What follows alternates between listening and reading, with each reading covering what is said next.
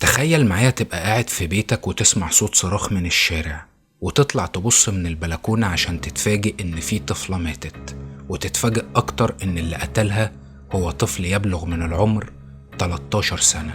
فسمعتك الجميلة ومشروبك الأجمل وجهز نفسك. أنا يوسف طه، ودي الجريمة الحقيقية.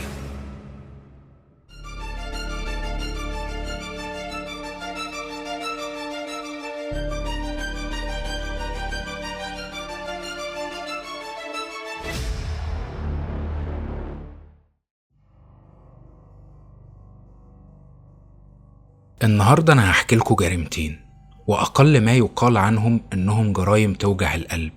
حقيقي جرايم بشعة جدا. سنة 2024 في اسكندرية، بالتحديد في منطقة اسمها العمرية. آية هي طفلة تبلغ من العمر 14 سنة، وعندها أخ اسمه عمر عنده 10 سنين، وعايشين مع والدتهم اللي بتهتم بيهم وترعاهم، لأن والدهم توفى قبلها بسنة. كانوا عايشين عيشة بسيطة وبيحاولوا يتحملوا صعوبة الحياة بعد ما الراجل اللي كان بيهتم بيهم توفى. بيجي عيد الأضحى سنة 2024، وآية بتبقى نايمة وبتحلم بوالدها حلم غريب جدا، لأن والدها بيقول لها إنها وحشته جدا وإنه نفسه يشوفها، وكمان بيعاتبها إنها مش بتزوره خالص في المقابر. وبتصحى آية وبتفضل تعيط بسبب الحلم ده، وبتروح لوالدتها وبتحكي لها الحلم، وبتقول لها إنها عايزة تروح تزوره في المقابر. وبالفعل والدتها بتوافق، وبيتفقوا يروحوا يزوروه في نفس اليوم. وخليني أقولك يا صديقي إن الحلم ده ليه معنى كبير في حكاية النهاردة، على الأقل من وجهة نظري. على الجانب الآخر بيبقى عايش الطفل مازن في بيت قريب جدا من بيت آية. مازن ده عنده 13 سنة، وعمر أخو آية كان متعود يلعب معاه كل يوم. ففي نفس اليوم اللي حصل فيه الحلم،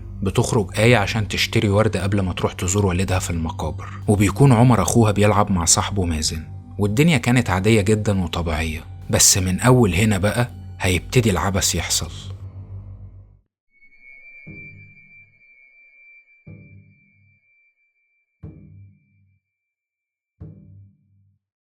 بيكون الأطفال بيلعبوا مع بعض في الشارع، ومن ضمنهم مازن وعمر، وبيحصل خناقة بين مازن وبين باقي الأطفال.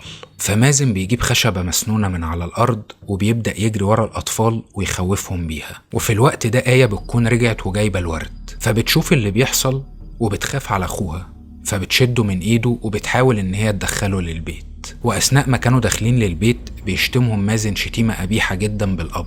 فالطبيعي ان اي حد هيتشتم كده، خصوصا لو والده متوفي، وخصوصا برضه لو هو سنه صغير، هيتضايق جدا من ده. وده فعلا اللي حصل. وآية بتبص لمازن وهي متعصبة وبتقول له ما تشتمش ابويا. فمازن بيعمل فيها جامد وبيقرب من آية، وبالخشبة المسنونة اللي في ايديه بيطعنها في بطنها. فبتبدأ آية تتألم وتصرخ، والدم بينزل من بطنها وبتقع على الأرض.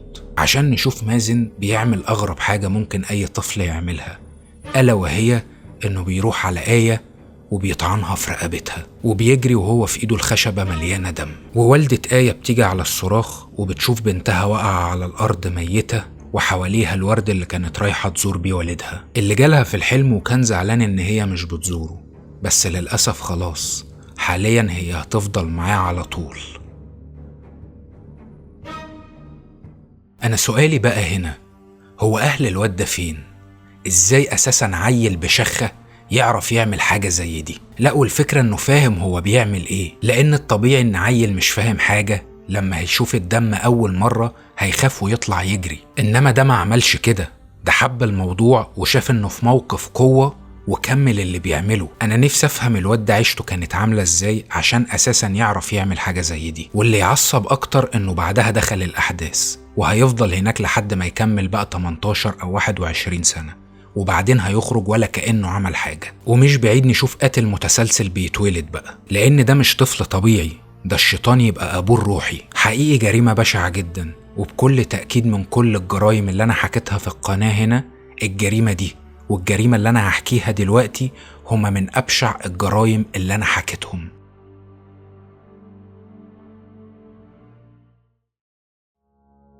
خليني دلوقتي أخدك ونروح على بريطانيا، واحكي لك جريمة تانية مشابهة جدا للجريمة دي، وافهمك ليه أصلا أنا شايف إن مازن ممكن يبقى قاتل متسلسل.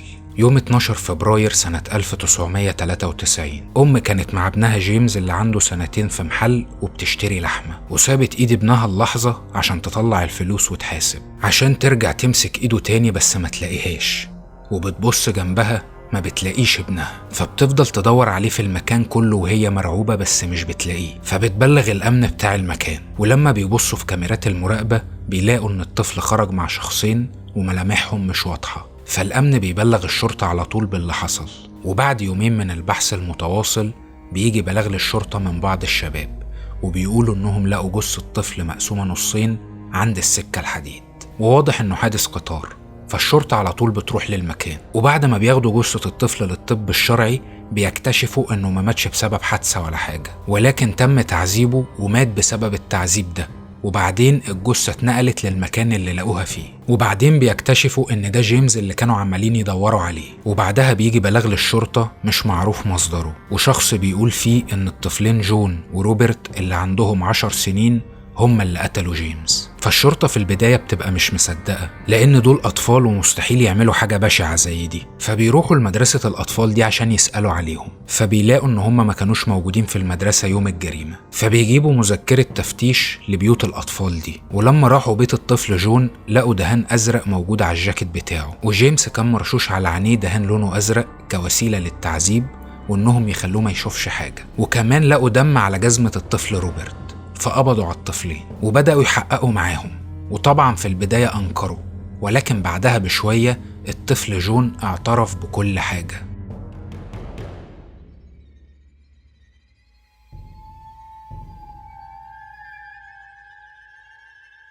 خليني دلوقتي أحكي لك اللي حصل في اليوم ده بالظبط.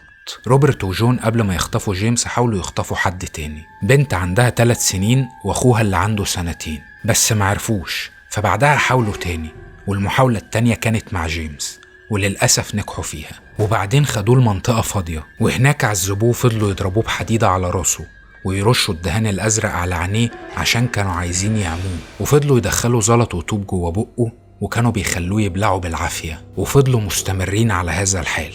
والطفل كان عمال يقول إنه عايز والدته لحد ما خلاص بقى مش قادر يستحمل وحياته انتهت. بعدين الشياطين دول خدوا جثته ورموها على السكة الحديد عشان القطر يدوس عليها وتبان إنها حادثة. وتاني المشكلة هنا في إن كل البشاعة دي حصلت من طفلين عندهم 10 سنين. بجد أنا مش قادر أصدق.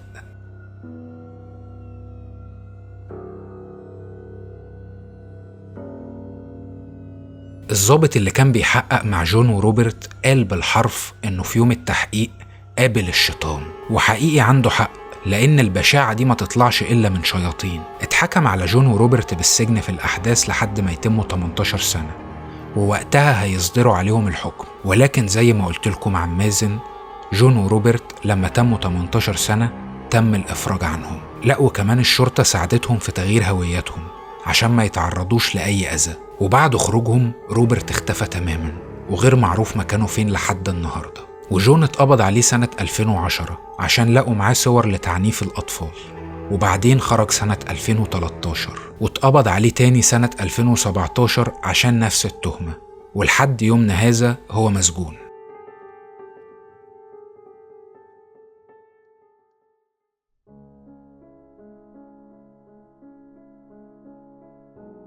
وهنا خليني أرجع للي قلته عن مازن وعن أي طفل عموما يرتكب جريمة بشعة زي دي. ما ينفعش ما يتحكمش عليهم زيهم زي أي حد، لأن اللي يعمل كده طبيعي عقله سابق سنه وعارف هو بيعمل إيه. فأتمنى بجد القانون يتغير ويتحكم عليهم عادي زيهم زي أي حد، لأن جون ده مثال حي إنه مش شرط عشان أنت طفل فلما تكبر مش هتعمل اللي عملته تاني. وأتمنى من كل أم وأب بيتفرجوا عليا اهتموا بأطفالكم وركزوا معاهم كويس وعلموهم الصح من الغلط، ولو مش قد الخلفة ما تخلفوش وما تتجوزوش من البداية أساسا، عشان في الآخر بيطلع لنا أمثال جون أو روبرت أو مازن.